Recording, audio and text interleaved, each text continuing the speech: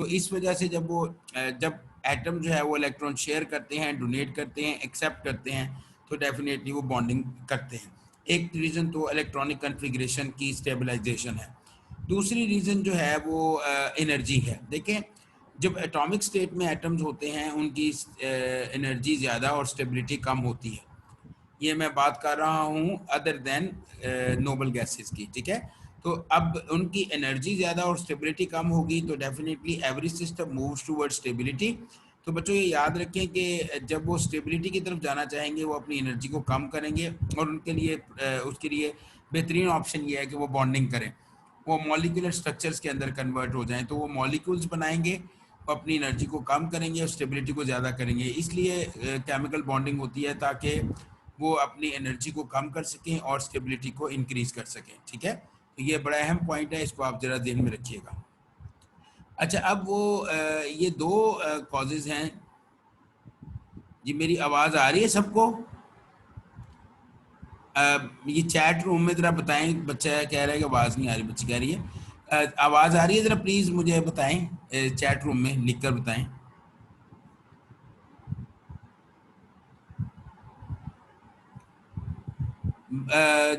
अच्छा, फिर जिसको नहीं आ रही उसके स्पीकर में अपने में कोई प्रॉब्लम होगी। ठीक ठीक, ओके, थैंक यू बच्चों, पता चल गया आ रही आवाज़। अच्छा अच्छा बच्चों, मैं आप दोबारा ये शुरू कर रहा हूँ यहाँ से। तो ये चीज़ याद रखें कि ये केमिकल बॉन्डिंग की वजह एक तो इलेक्ट्रॉनिक कॉन्फ़िगरेशन है और दूसरा जो है वो एनर्जी के हवाले से स्टेबिलिटी का गेन है। अच्छा, अब याद रखिए, जब एटम्स जो हैं वो बॉन्ड्स बनाते हैं तो वो दो रूल्स फॉलो करते हैं। एक डबलेट रूल है और एक ऑक्टेट रूल है। डबलेट रूल में उन्होंने अपने आउटर मोस्ट शेल में दो इलेक्ट्रॉन्स कंप्लीट करने होते हैं, ठीक है। और यूजुअली हाइड्रोजन और हाइड्रोजन लाइक एटम्स जो हैं वो ये रूल जो है उसको फॉलो कर रहे होते हैं, ठीक है। अच्छा, जो ऑक्टेट रूल है उसमें उन्होंने आउटर मोस्ट शेल में 8 इलेक्ट्रॉन्स पूरे करने होते हैं, और बहुत सारे एटम्स जो हैं वो ऑक्टेट रूल को फॉलो करते हैं। लेकिन अब कुछ ऐसे एटम्स ऐसे भी हैं जो इन ऑक्टेट रूल्स को फॉलो नहीं करते, जो एक्सटेंडेड मॉलिक्यूल्स बनाते हैं। उनकी सेपरेट एग्जांपल्स मैं आपको दूंगा, ठीक है। जो एटम्स एक्सटेंडेड मॉलिक्यूल्स बनाते हैं वो यूजुअली ऑक्टेट रूल को फॉलो नहीं करते। इसकी एग्जांपल्स हम पढ़ेंगे। अच्छा, अब मैं बॉन्ड्स की टाइप्स के हवाले से बात कर रहा हूँ। तो 3 टाइप्स हैं, ये बेसिक चीज़ है जो आपने पढ़ी होगी पहले भी। आयनिक बॉन्ड है, कोवेलेंट बॉन्ड है और कोऑर्डिनेट कोवेलेंट बॉन्ड है। देखिए, ionic bond is a type of bond which is present between metal and non metal. Usually याद रखिएगा, आयनिक बॉन्ड में कंप्लीट ट्रांसफर ऑफ इलेक्ट्रॉन होती है from metal to non metal. Metal से non metal की तरफ कंप्लीट ट्रांसफर ऑफ इलेक्ट्रॉन की वजह से जो बॉन्ड बनता है वो आयनिक बॉन्ड है, ठीक है।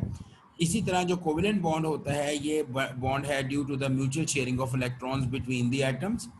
दो एटम्स या दो से ज़्यादा एटम्स आपस में जब इलेक्ट्रॉन शेयर कर रहे होते हैं तो उसकी वजह से कोवेलेंट बॉन्ड बनता है। जबकि जो कोऑर्डिनेट कोवेलेंट बॉन्ड है, कोऑर्डिनेट कोवेलेंट बॉन्ड की फॉर्मेशन जो है वो उस वक्त होती है जब एक डोनर एटम होता है और एक दूसरा एक्सेप्टर होता है। उसमें एक डोनर एटम जो होता है वो एक अपना इलेक्ट्रॉन पेयर जो है वो डोनेट कर देता है एक्सेप्टर एटम को, और इस तरह से उन दोनों के दरमियान जो बॉन्ड बन जाता है उसको कोऑर्डिनेट कोवेलेंट बॉन्ड कहा जाता है। एक चीज़ मैं अभी ही क्लियर कर दूं, बहुत इंपॉर्टेंट है कि coordinate covalent bond is basically the type of the covalent bond. अगर आप पुरानी बुक्स देखेंगे तो उसमें कोऑर्डिनेट कोवेलेंट बॉन्ड को उन्होंने कोवेलेंट बॉन्ड की टाइप ही कंसीडर किया है, लेकिन बाद की किताबों में उसको उन्होंने सेग्रीगेट कर दिया था। उसकी रीज़न ये है कि जब कोऑर्डिनेट कोवेलेंट बॉन्ड बन जाता है तो जो इलेक्ट्रॉन पेयर डोनेट किया होता है डोनर ने एक्सेप्टर को, वो इलेक्ट्रॉन पेयर फिर पूरे मॉलिक्यूल के ऊपर डिस्पर्स हो जाता है, यानी वो म्यूचुअली शेयर हो जाता है। इसलिए इसको कोऑर्डिनेट कोवेलेंट कहा जाता है। कोऑर्डिनेट का मतलब होता है कि पहले एक एटम ने कोऑर्डिनेट किया है दूसरे के साथ और अपना एक लोन पेयर जो है वो डोनेट किया है, और कोवेलेंट का मतलब है कि उसके बाद इनमें कोविलेंसी डेवलप हो गई है, यानी उन्होंने आपस में म्यूचुअल शेयरिंग कर ली है। तो इसलिए आप देखें, आप हाइड्रोनियम आयन की एग्जांपल ले लें, H3O पॉजिटिव आयन, तो उसमें आप देखेंगे जो बॉन्ड्स होते हैं वो उनके अंदर ड्यूअल कैरेक्टर होते हैं, ठीक है। उसमें कोऑर्डिनेट कोवेलेंट कैरेक्टर भी होता है और कोवेलेंट कैरेक्टर भी होता है। तो ये याद रखिएगा, कोऑर्डिनेट कोवेलेंट बॉन्ड असल में कोवेलेंट बॉन्ड की एक टाइप थी जिसको एक सेपरेट टाइप में कन्वर्ट कर दिया गया, और इनमें फिर डेफिनेटली इनकी फिर बॉन्डिंग और उसकी जो ये कह लीजिएगा बॉन्डिंग के बनने का अंदाज और उसकी रिप्रेजेंटेशन जो है वो बिल्कुल डिफरेंट हो गई। अच्छा, अब रिप्रेजेंटेशन के हवाले से डेफिनेटली जो आयनिक बॉन्ड होता है उसको पॉजिटिव नेगेटिव चार्जेस के जरिए से रिप्रेजेंट किया जा सकता है, जैसे N A positive Cl negative है, और जो कोवेलेंट बॉन्ड है उसको स्ट्रेट लाइन से रिप्रेजेंट करते हैं, जबकि कोऑर्डिनेट कोवेलेंट बॉन्ड को एक एरो के जरिए रिप्रेजेंट किया जाता है। बच्चों, एरो की जो टेल होती है वो डोनर की तरफ होती है और एरो का जो हेड होता है वो एक्सेप्टर की तरफ होता है। तो ये ध्यान में रखिएगा, कोऑर्डिनेट कोवेलेंट बॉन्ड में टेल जो है वो डोनर की तरफ है और हेड जो है वो एक्सेप्टर की तरफ है।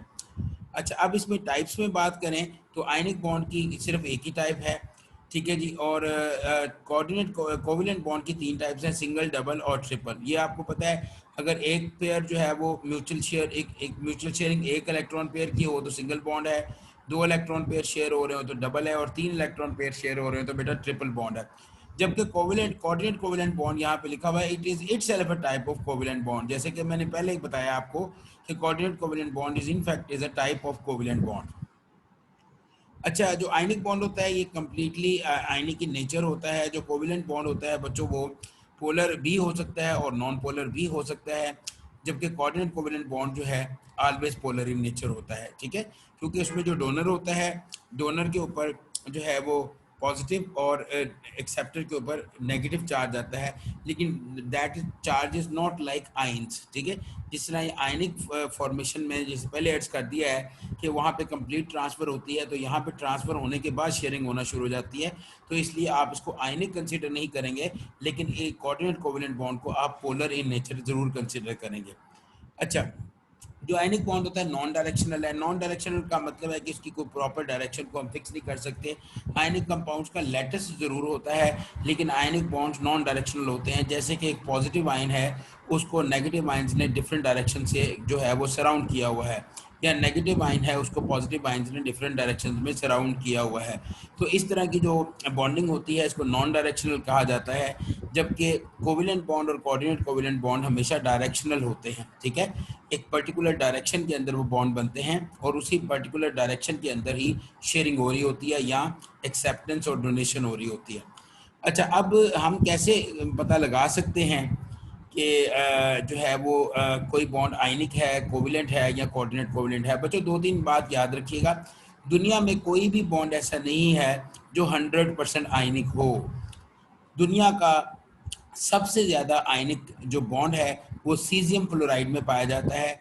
सीजियम फ्लोराइड का जो बॉन्ड है वो 92% आयनिक है, जबकि 8% उसमें कोवेलेंट कैरेक्टर है।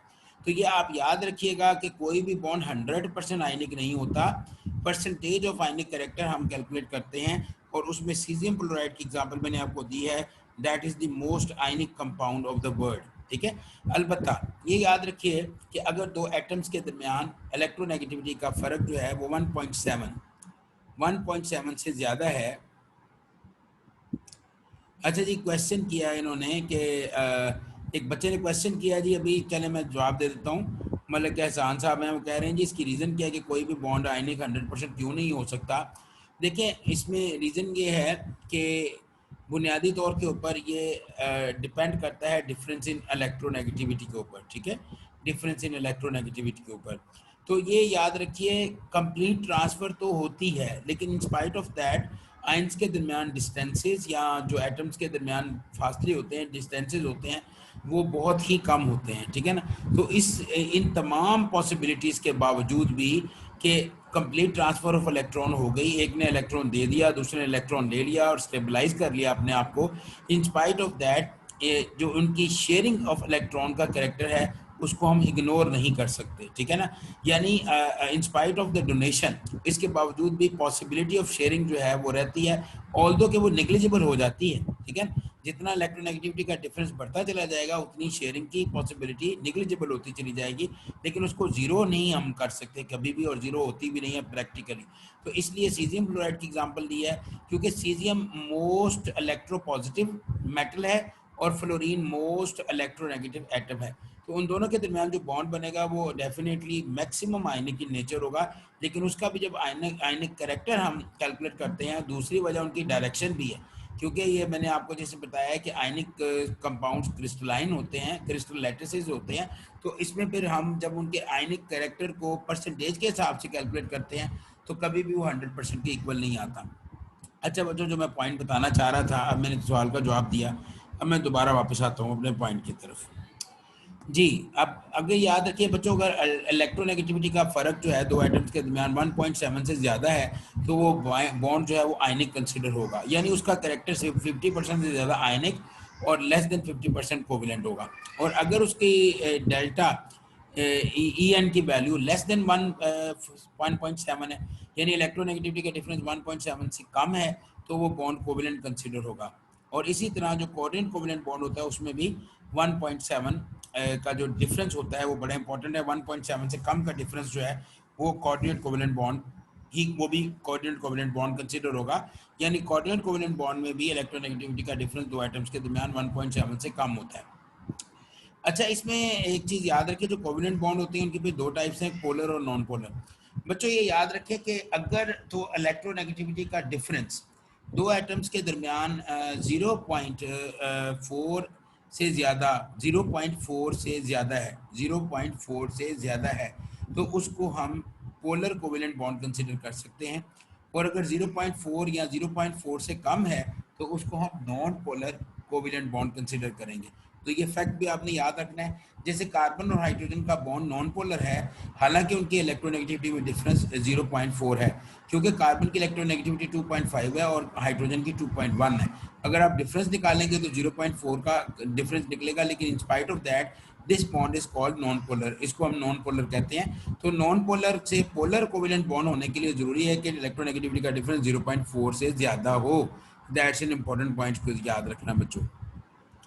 अच्छा बच्चों, इसके बाद बॉइलिंग पॉइंट, मेल्टिंग पॉइंट के वाले से बात कर रहा हूँ।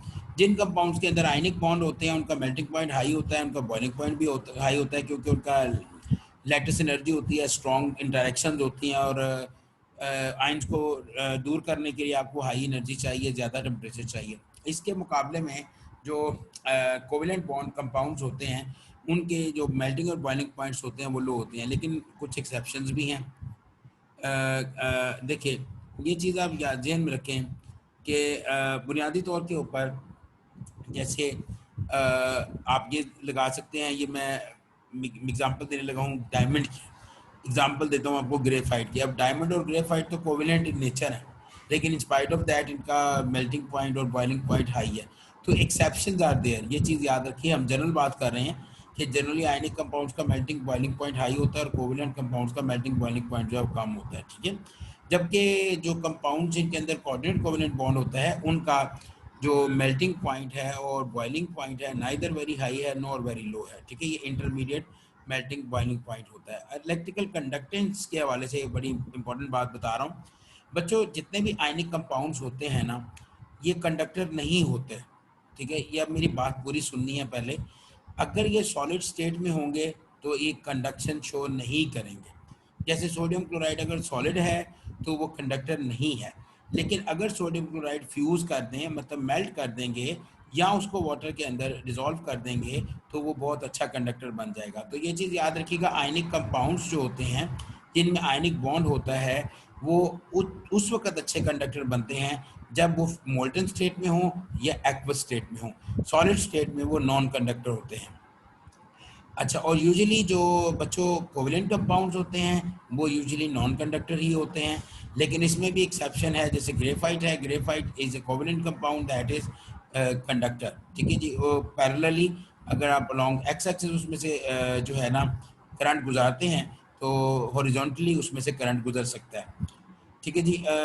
और ये याद रखिए कि जो कोऑर्डिनेट कोवेलेंट कंपाउंड्स होते हैं वो यूजुअली पुअर कंडक्टर होते हैं। नॉन कंडक्टर तो नहीं कहेंगे उनको, लेकिन पुअर कंडक्टर ऑफ इलेक्ट्रिसिटी होंगे। इसके बाद अगर आयनिक कंपाउंड्स की सॉल्युबिलिटी के हवाले से हम बात करते हैं तो आयनिक कंपाउंड्स वाटर सॉल्युबल हैं। कोवेलेंट कंपाउंड्स जो हैं वो यूजुअली इनसॉल्युबल हैं, बट नॉट ऑल। जितने भी सारे कोवेलेंट कंपाउंड्स हैं वो इनसॉल्युबल नहीं हैं। कुछ ऐसे कोवेलेंट कंपाउंड्स भी हैं जो स्लाइटली पोलर होते हैं और वो वाटर के अंदर हल हो जाते हैं। ऑर्गेनिक केमिस्ट्री के अंदर जैसे आप लोअर कार्बोहाइड्रेट्स की एग्जांपल ले सकते हैं, लोअर अल्कोहल्स की एग्जांपल ले सकते हैं, लोअर कार्बोक्सिलिक एसिड्स की एग्जांपल ले सकते हैं। ये सब वाटर सॉल्युबल हैं but they are covalent in nature. ये जो कोऑर्डिनेट कोवेलेंट कंपाउंड होते हैं ये भी पानी में हल होते हैं, पार्शली सॉल्युबल होते हैं, ठीक है, इनसॉल्युबल नहीं है, कंप्लीटली सॉल्युबल भी नहीं है, लेकिन ये पार्शली सॉल्युबल हैं, ठीक है, क्योंकि इनके अंदर थोड़ी सी आयनिक नेचर जो है वो डेवलप होना शुरू हो जाती है।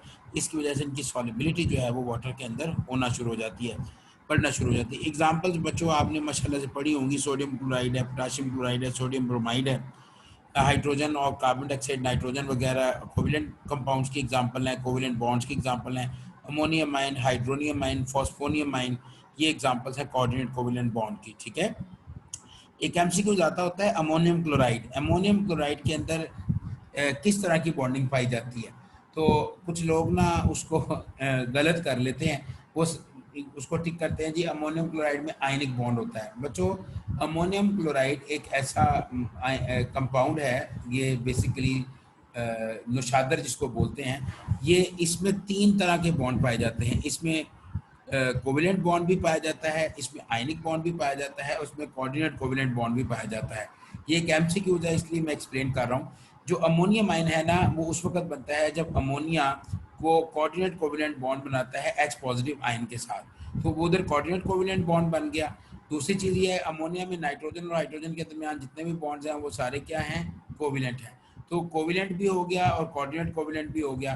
फिर जब अमोनियम आयन बन जाएगा तो वो क्लोराइड के साथ डेफिनेटली क्या करेगा? आयनिक बॉन्ड बना देगा, तो उसमें फिर आयनिक बॉन्ड भी आ गया। तो अमोनियम क्लोराइड एक ऐसा मॉलिक्यूल है, मैं एक एग्जांपल दे रहा हूँ, जिसमें जो है वो तीनों तरह की बॉन्डिंग पाई जाती है, कोऑर्डिनेट भी, कोवेलेंट भी और आयनिक भी, ठीक है। इसको आप जरा ज़हन में रखिएगा, ये आपने ज़हन में रखना है, ठीक है। अच्छा, आगे चलते हैं। ये अक्सर बच्चे गलती करते हैं, अमोनियम क्लोराइड में कहते हैं आयनिक बॉन्ड है, ठीक है। इसी तरह बच्चों फॉस्फोनियम आयन जो होगा ना, फॉस्फोनियम क्लोराइड बन गया, फॉस्फोनियम के सॉल्ट्स बन गए, ये अगर इस तरह का कोई कंपाउंड बन गया तो उसके अंदर भी बच्चों जो है ना वो तीनों तरह की बॉन्डिंग होगी। उसमें आयनिक बॉन्ड भी होगा, कोवेलेंट बॉन्ड भी होगा, कोऑर्डिनेट कोवेलेंट बॉन्ड भी होगा, सही है। इसको बेटा ध्यान में रखना है। अच्छा 1 मिनट बच्चों, मैं फिर आगे चलता हूँ।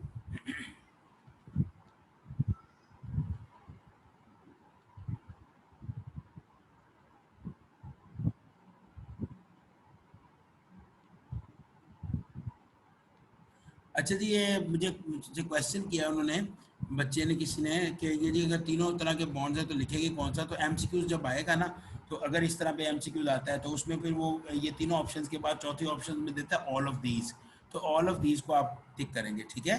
तो मैं वही कह रहा हूँ कि अक्सर बच्चे गलती क्या करते हैं कि उसमें आयनिक बॉन्ड को टिक कर देते हैं, क्योंकि अमोनियम क्लोराइड सॉल्ट है, ठीक है ना। तो वो आप बेसिकली क्या करते हैं, आप ये कहते हैं जी कि आयनिक बॉन्ड है, आप फौरी तौर पे उसको टिक कर देते हैं और एमसीक्यूज हमारा गलत हो जाता है, ठीक है जी। तो ये चीज़ आप ध्यान में रखिएगा कि इसको ठीक करने के लिए ज़रूरी है कि हम ये सोचें कि इसमें तीनों तरह की बॉन्डिंग पाई जा रही है, सही है, ये ज़रा ध्यान में रखिएगा। अच्छा आगे चलते हैं। सिग्मा बॉन्ड और पाई बॉन्ड, बच्चों ये याद रखिएगा, ये कोवेलेंट बॉन्ड की 2 टाइप्स होती हैं, एक को सिग्मा बॉन्ड कहते हैं, एक को पाई बॉन्ड कहते हैं। अब सिग्मा बॉन्ड जो है ना वो उस वक्त बनता है जब ऑर्बिटल्स की ओवरलैपिंग होती है along the line joining the bond axis, ठीक है। तो ये याद रखिएगा कि along the line joining the bond axis अगर ओवरलैपिंग हो रही हो तो उसकी वजह से सिग्मा बॉन्ड बनेगा। अब देखें, एक एग्जांपल दे रहा हूं मैं आपको, एस और एस ऑर्बिटल हमेशा along the line joining the bond axis overlap करेंगे। इसी तरह पी एक्स और पी एक्स जो है वो ओवरलैप करेंगे along the line joining the bond axis. लेकिन यूजुअली जो पी वाई है और पी जी और पी जी है, उनकी जो ओवरलैपिंग होती है वो perpendicular to the bond axis होती है। अच्छा वैसे ये मैं थोड़ा सा चीज़ क्लियर कर दूं, ये हमने अपनी आसानी के लिए ये बात की है, बहुत सारी किताबों में उसने पी वाई और पी वाई के जरिए से उसने कोवेलेंट बॉन्ड बनाया हुआ है, सिग्मा बॉन्ड बनाया हुआ है, ठीक है। लेकिन मैं जस्ट समझाने के लिए बात कर रहा हूँ आपको कि अगर तो ऑर्बिटल्स की ओवरलैपिंग जो है वो along the line joining the bond axis हो, यानी जिस डायरेक्शन में बॉन्ड बन रहा है उसी डायरेक्शन में ऑर्बिटल्स ओवरलैप कर रहे हों, तो उस ओवरलैपिंग से जो बॉन्ड बनेगा उसको सिग्मा बॉन्ड बोलेंगे। और अगर ऑर्बिटल्स की ओवरलैपिंग साइडवेज पे हो, यानी perpendicular to the bond axis हो, उनकी साइड्स आपस में मिल रही हो, उसकी वजह से बॉन्ड बन रहा हो, तो उसको पाई बॉन्ड कहते हैं। ये पहला डिफरेंस है, आपने याद रखना है। अच्छा, जो सिग्मा बॉन्ड होता है इसमें सिमेट्रिकल चार्ज डेंसिटी होती है अलोंग द बॉन्ड एक्सिस, यानी बॉन्ड एक्सिस के अराउंड चार्ज डेंसिटी जो है वो सिमेट्रिकल होगी, जबकि जो पाई बॉन्ड होगा उसमें जो चार्ज डेंसिटी होगी अराउंड द बॉन्ड एक्सिस वो नॉन सिमेट्रिकल होगी। ठीक है जी। अच्छा, इसमें फिर अगली चीज़ जो है वो ये याद रखनी है कि सिग्मा बॉन्ड जो है इसमें सिर्फ इलेक्ट्रॉन डेंसिटी जो होती है जो बिटवीन द न्यूक्लियाई होती है, ये याद रखना है आपने कि it has only one lobe of electron density. इसमें सिर्फ इलेक्ट्रॉन डेंसिटी की एक ही लोब बनती है जो कि न्यूक्लियस के दरमियान पाई जाती है। लेकिन पाई बॉन्ड में आपने देखा होगा दो लोब्स बनती हैं, एक लोब जो है वो बॉन्ड एक्सिस से ऊपर है और दूसरी लोब जो है वो बॉन्ड एक्सिस के नीचे है। ठीक है ना, यानी आप ये कह सकते हैं कि two lobes of electron density हैं on opposite side of the bond axis, यानी one is above the bond axis and other one is below the bond axis. ठीक है। अच्छा, अब डेफिनेटली सिर्फ एक सिग्मा बॉन्ड ही दो एटम्स के दरमियान एग्जिस्ट कर सकता है, लेकिन पाई बॉन्ड्स दो एग्जिस्ट कर सकते हैं। ठीक है जी, वन और मोर से मुराद है दो, मैक्सिमम दो पाई बॉन्ड्स एक एटम्स के दरमियान एग्जिस्ट कर सकते हैं। यानी जब जैसे ट्रिपल बॉन्ड बनता है तो बच्चों ट्रिपल बॉन्ड में एक सिग्मा बॉन्ड होता है और दो पाई बॉन्ड्स होते हैं। ठीक है। इसके बाद सिग्मा बॉन्ड्स के हवाले से एक चीज़ ध्यान में रखिएगा कि सिग्मा बॉन्ड्स में there is free rotation about the bond axis. जो एटम्स सेंट्रल एटम्स के साथ अटैच्ड एटम्स होते हैं, ठीक है जी, वो फ्रीली रोटेट कर सकते हैं क्योंकि वहाँ पे इलेक्ट्रॉनिक डेंसिटी या इलेक्ट्रॉनिक क्लाउड जो होता है उनके रास्ते में रुकावट नहीं डालता। जबकि जो पाई बॉन्ड होता है उसमें फ्री रोटेशन ऑफ एटम्स नहीं होती अबाउट द बॉन्ड एक्सिस, क्योंकि above and below electronic density होती है, इलेक्ट्रॉनिक क्लाउड होता है, और जिसकी वजह से रिस्ट्रिक्शन टू रोटेशन हो जाती है और जो अटैच्ड एटम्स होते हैं वो रोटेट नहीं कर सकते। ये चीज़ ध्यान में रखिएगा कि मिसाल के तौर पे जो आपने सिस ट्रांस आइसोमरिज्म पढ़ी हुई है, तो या मैं पढ़ाऊंगा उसको, वैसे आपको समझाऊंगा उसमें भी। तो सिस ट्रांस आइसोमरिज्म में आपने यही दो पॉसिबिलिटीज़ पढ़ी हैं कि इसमें एक पॉसिबिलिटी ये है कि सेम एटम सेम साइड पे चले जाते हैं और दूसरी पॉसिबिलिटी है कि सेम एटम ऑपोजिट साइड पे आ जाते हैं। तो सिस और ट्रांस आइसोमर्स बनते हैं। और सिस ट्रांस आइसोमरिज्म के लिए शर्त क्या है कि रिस्ट्रिक्शन टू रोटेशन होनी चाहिए, यानी डबल बॉन्ड होना चाहिए और कार्बन एटम्स जो डबल बॉन्डेड है उसके साथ दो डिफरेंट एटम्स जो हैं वो अटैच होने चाहिए। ठीक है। तो हमेशा जो पाई बॉन्ड होता है वो रिस्ट्रिक्शन टू रोटेशन कॉज करता है, ये आप याद रखिएगा, सिग्मा बॉन्ड नहीं करता। अच्छा, और सिग्मा बॉन्ड के वाले से बहुत इंपॉर्टेंट चीज़ ये है कि इसमें नोडल प्लेन नहीं होता, जबकि जो पाई बॉन्ड होता है उसमें along the bond axis nodal planes या नोड्स पाई जाती हैं। ठीक है। तो नोड्स या नोडल प्लेन्स का कॉन्सेप्ट जो है दैट इज़ वेरी इंपॉर्टेंट, इसको भी आपने ध्यान में रखना है। नोडल प्लेन का कॉन्सेप्ट जो है इसको आपने ध्यान में रखना है। ठीक है। अच्छा जी, इसमें एक चीज़ ध्यान में रखिएगा, सिग्मा बॉन्ड जो है ना, हमेशा याद रखिएगा मॉलिक्यूल की ज्योमेट्री की डिटर्मिनेशन में इम्पोर्टेंट रोल प्ले करता है। मॉलिक्यूल की ज्योमेट्री की डिटर्मिनेशन में इम्पोर्टेंट रोल प्ले करता है सिग्मा बॉन्ड, जबकि जो पाई बॉन्ड होता है वो मॉलिक्यूल की ज्योमेट्री की डिटर्मिनेशन में इम्पोर्टेंट रोल प्ले नहीं करता। उसकी रीज़न ये है कि हमेशा सिग्मा पाई बॉन्ड जो होता है वो सिग्मा बॉन्ड ही की डायरेक्शन में बनता है। ठीक है। तो ये चीज़ याद रखिएगा कि हमेशा पाई बॉन्ड सिग्मा बॉन्ड ही की डायरेक्शन में बनेगा, इसलिए वो ज्योमेट्री पे असरअंदाज नहीं होगा। ठीक है, क्योंकि sigma bond is just like a base और पाई बॉन्ड जो है वो उसके ऊपर जो सुपर स्ट्रक्चर बन रहा है वो है। तो ये याद रखें कि पाई बॉन्ड का जो रोल होता है ना, शेप ऑफ द मॉलिक्यूल के हवाले से नहीं होता, लेकिन सिग्मा बॉन्ड जो है उसका role shape of the molecule के हवाले से होता है। ठीक है जी। अच्छा, इसमें अब आगे चलेंगे हम थोड़ा सा।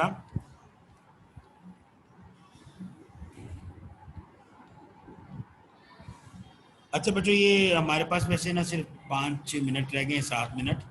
इसमें मैं बात करता हूँ हाइब्रिडाइजेशन की ना, मैंने टाइप पे डिस्कस करना है। अच्छा, इसमें एक चीज़ बड़ी अहम है, हाइब्रिडाइजेशन की मुख्तलिफ टाइप्स हैं और इसमें मैंने कुछ टेबल्स बनाए हुए हैं। एक तो ये SP SP2 SP3 है, ये तो आप सबको पता ही होगा, लेकिन बहरहाल मैं ये रिवाइज कर दूंगा। आगे वो DSP वाले जो हैं वो भी हैं, तो उसको हम ज़रा डिटेल से डिस्कस करेंगे। पहले मैं आपको एक चीज़ इंटरेस्टिंग बताता हूँ। हम क्वेश्चन करते हैं बच्चों से बात ना इंटरव्यू में कि what is the difference between hybridization और एंड ओवरलैपिंग। इसका जवाब मुझे देना, मैंने नहीं देना, मैं बाद में दूंगा।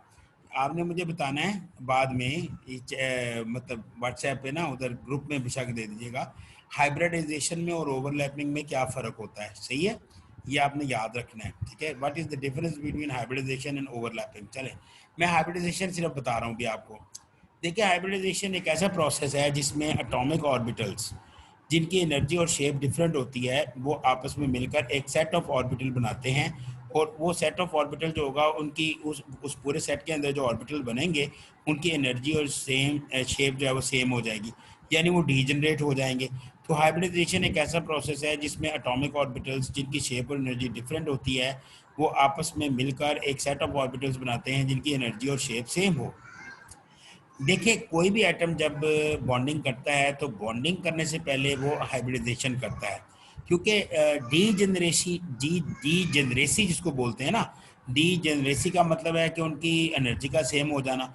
ये एक इम्पॉर्टेंट क्राइटेरिया है फॉर फॉर्मेशन ऑफ बॉन्ड और फॉर ओवरलैपिंग। डीजेनरेसी नहीं होगी तो एटॉमिक ऑर्बिटल्स आपस में ओवरलैप नहीं करेंगे। तो बच्चों आप याद रखिएगा, उस डीजेनरेसी को अटेन करने के लिए हाइब्रिडाइजेशन का होना ज़रूरी है, ठीक है। इसलिए अगर आपसे कोई पूछे हाइब्रिडाइजेशन करता क्यों है एटम, तो आप ये कहेंगे जी in order to attain degeneracy so that the atom can make bonds, ठीक है। तो ये बड़ी इंपॉर्टेंट एक कॉन्सेप्ट है, इसको आपने जहन में रखें, क्योंकि हाइब्रिडाइजेशन का सबको ही पता होता है लेकिन होती क्यों है ये ज़रा जहन में रखना है आपने। अच्छा बच्चों, अब हाइब्रिडाइजेशन जो है ये बेसिकली हाइब्रिड, ये आपने बायोलॉजिकल साइंस की टर्मिनोलॉजी है, और हाइब्रिड का मतलब होता है दो चीज़ों को मिक्स करके एक नई चीज़ बना देना। तो वो ऑर्बिटल्स मिक्स होकर एक डेफिनेटली एक ही तरह के ऑर्बिटल्स बना देते हैं, उनको हाइब्रिड ऑर्बिटल्स कहा जाता है। अब इसमें कुछ तो टाइप्स हैं, ये तीन है, sp, sp2 और sp3। ये आपको बेटा सबको पता है कि एक s और एक p मिलेगा, तीन p मिलेंगे तो sp3 है, एक s और दो p मिलेंगे तो sp2 है, और एक s और एक p मिलेगा तो sp है।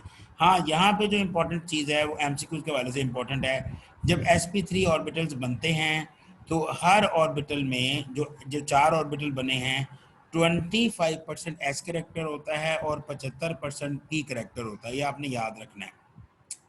यानी sp3 हाइब्रिडाइजेशन में each hybrid orbital contains 25% s character and 75% p character, and in each sp2 hybrid orbital, अगर sp2 हाइब्रिडाइजेशन होगी तो उसमें हर ऑर्बिटल में 33.3% s करेक्टर होगा एंड 66.6% p करेक्टर होगा, ठीक है।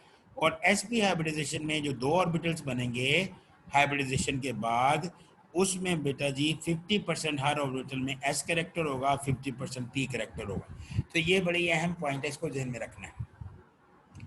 प्लस ज्योमेट्री पे जाएं अगर आप, sp3 हाइब्रिडाइजेशन वाले में ज्योमेट्री टेट्राहेड्रल बनती है, sp2 में ट्राई एंगुलर बनती है, प्लेनर ट्राइगोनल भी कहते हैं उसको, sp में लीनियर बनती है।